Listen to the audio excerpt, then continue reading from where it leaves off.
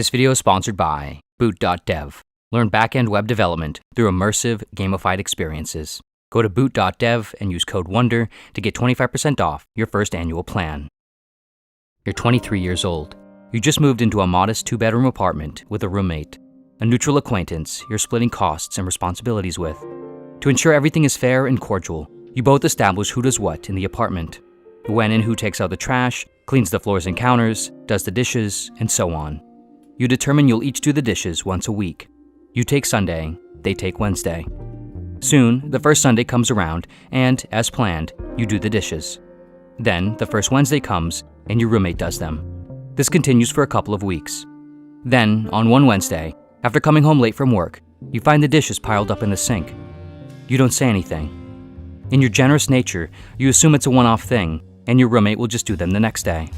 When that Sunday comes, however, the pile of dishes is twice as high, spilling out of the sink and onto the surrounding countertop. They never did them. You want to tell your roommate that they should do the dishes today, but they aren't home, and haven't been all day. And so, you do them. This keeps things on schedule anyway.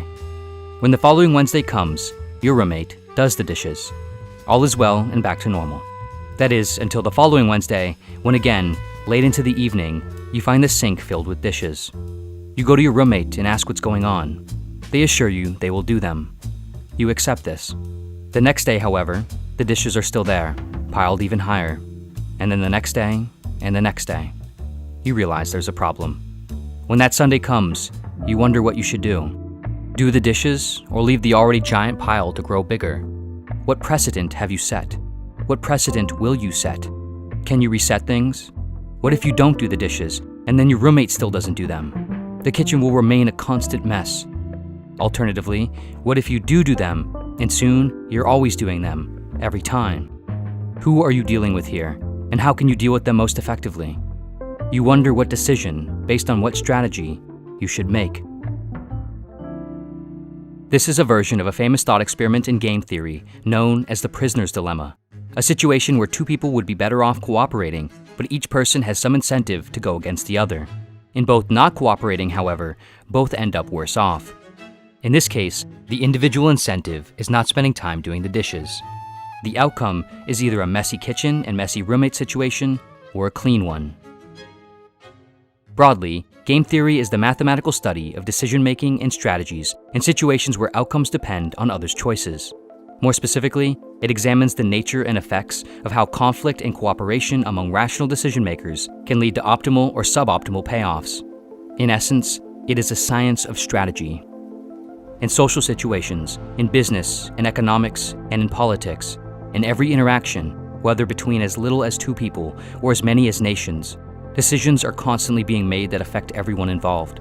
As individuals and collectives, we each possess the power to not only change our own circumstances, but also the circumstances of others, of the world. These decisions and their outcomes can be as benign as who does the dishes in an apartment to as critical as whether a country and its citizens survive. Game theory suggests that every decision made with a particular aim can, in principle, be represented and understood as a mathematical model. In other words, with a clear goal and defined constraints, a rationally right choice can always be determined. More yet, an optimal strategy can be determined across multiple choices. And through various computer programs and simulations, researchers in the field of game theory have actually found a strategy or an approach and temperament that, under many conditions in society and nature, has proven to consistently be extremely effective. And surprising to many in the field, the strategy is profoundly simple. Even more compelling, it is hopeful. It is something that each of us can apply to our own lives. Before going any further, it's important to note that in the context of game theory, a game is not how we conventionally think of one, though it can also include traditional games. Rather, game simply refers to any interaction that occurs between multiple decision makers where the outcome and payoff of the interaction for each individual depends on the choices made by the others. This can include games like chess and poker, but it also includes nearly everything else. Of course, not literally everything, but all direct interactions that occur between individuals or groups that involve competition or cooperation where there is a mutually affected outcome. And this is almost everything.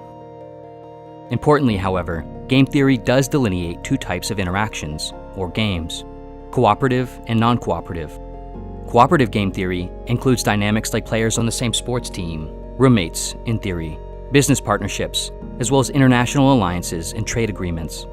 In these cases, goals are shared, resources and information are often freely exchanged, and fairness and mutual benefit is both implied and actively pursued.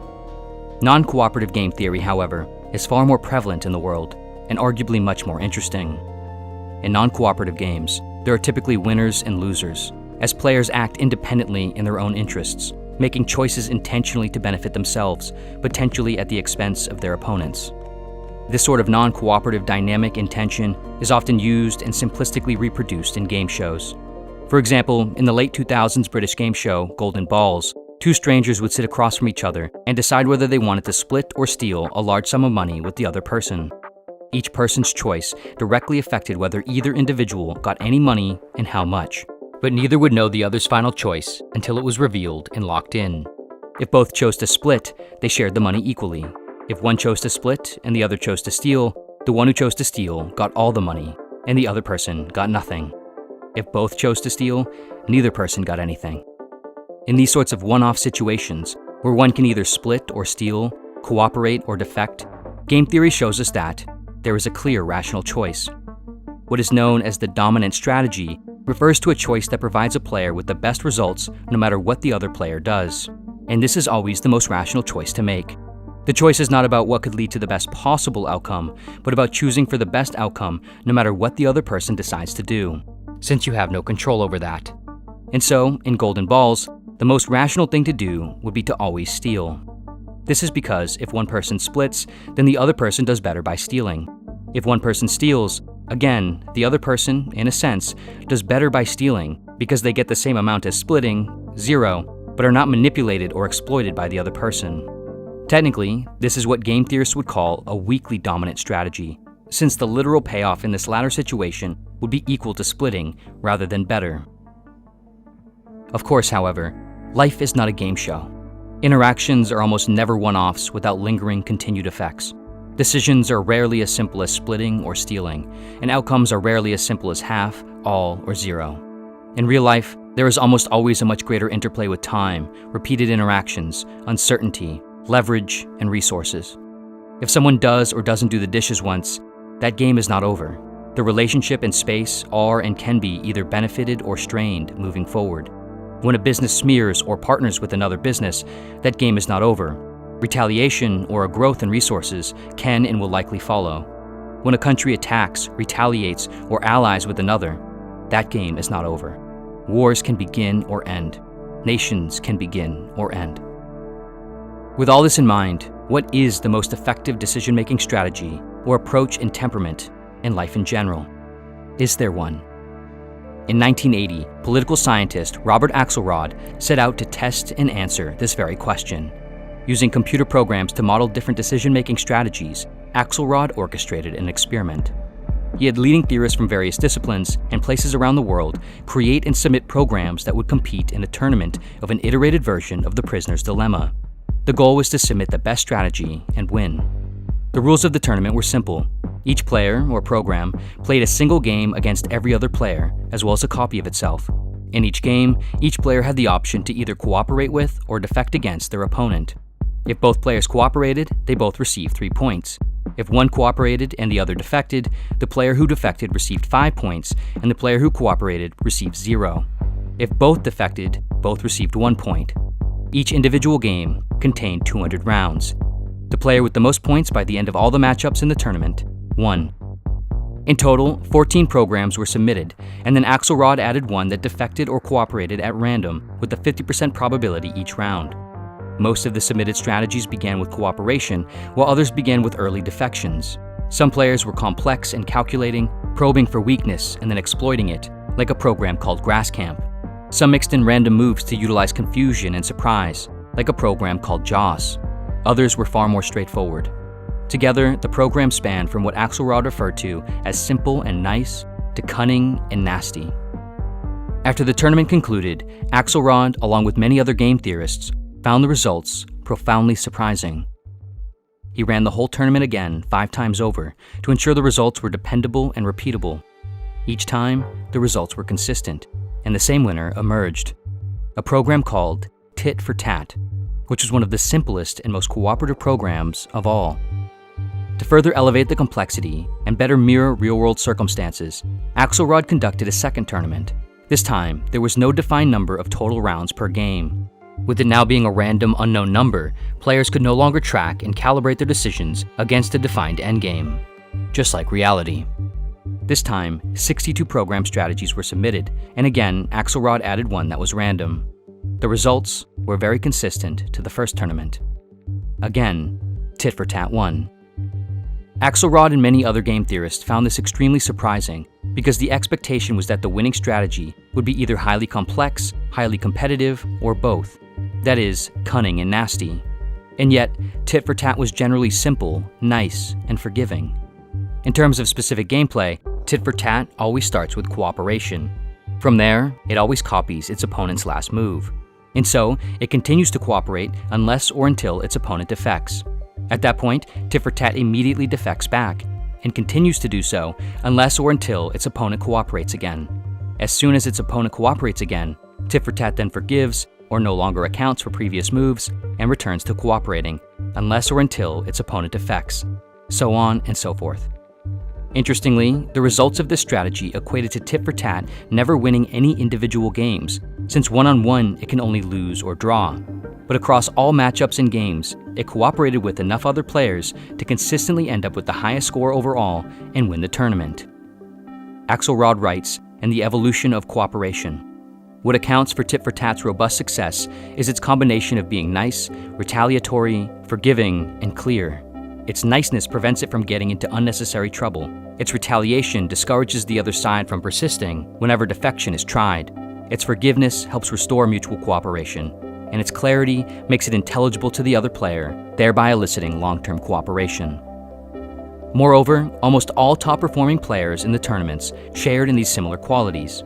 And in later simulations, with even more realistic chaotic conditions, a more generous version of Tit for Tat that occasionally forgave defections instead of reciprocating them proved to be even more effective. Nasty players, on the other hand, seem to often find themselves in defecting wars that led to mutual destruction.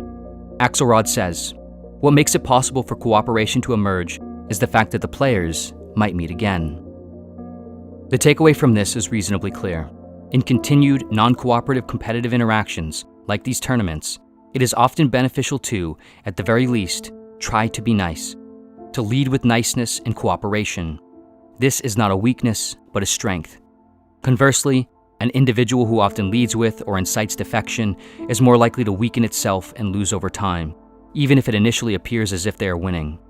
Moreover, holding grudges is a weakness. Forgiveness is a strength. Of course, however, weakness itself is a weakness.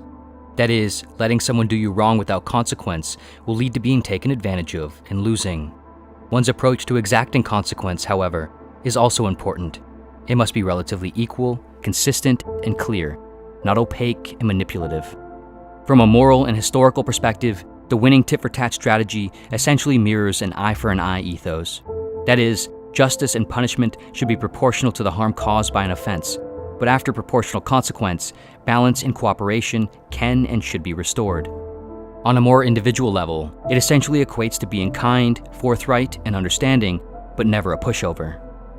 Of course, there are problems and limitations both with Axelrod's experiment as well as game theory in general. Programs, simulations, and theories can arguably never truly reproduce, model, or assess the true scale and complexity of real-world interactions. Real interactions often involve many people and many issues, many perspectives, many goals, shifting ideas and opportunities, asymmetric leverage and resources, known and unknown information, vast errors and chaos.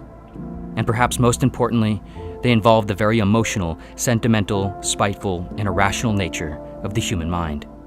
As humans, we feel and hope and believe at least as much as, if not more, than we assess, calculate, and execute. Ultimately, however, game theory teaches us many important things. Perhaps one of the most important being is that every interaction in game is not always about winning. A strategy always focused on winning can actually be the least effective at winning overall, whereas one less focused on always winning can, over the long term, win. If we want to truly be successful across various areas of life, there are going to be, need to be, many instances of draws and losses. But so long as we continue forward with each new moment and each new interaction, open and willing to try again, ensuring we stand up for ourselves and hold true to our values, while striving to meet and unite with the world around us, we can steadily and surely move toward bigger, more important wins.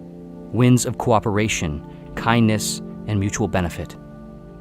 We can never truly know or control if people will cooperate or defect with us, but we can know and control if we will and why.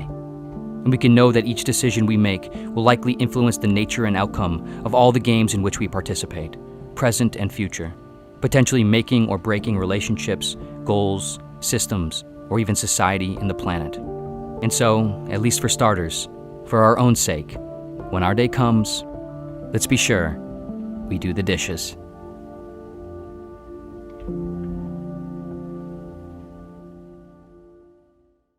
Games are a fundamental aspect of all of life.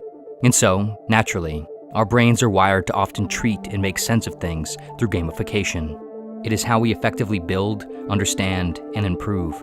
That's why this video's sponsor, Boot.dev, is such an amazing fit for this video and such an incredible platform for learning programming, particularly back-end web development.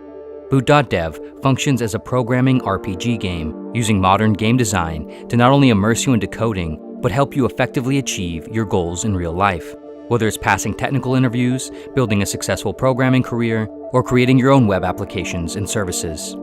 Go on quests, fight bosses, earn XP, levels, and achievements, all while building and understanding real programming projects in Python, SQL, and Go.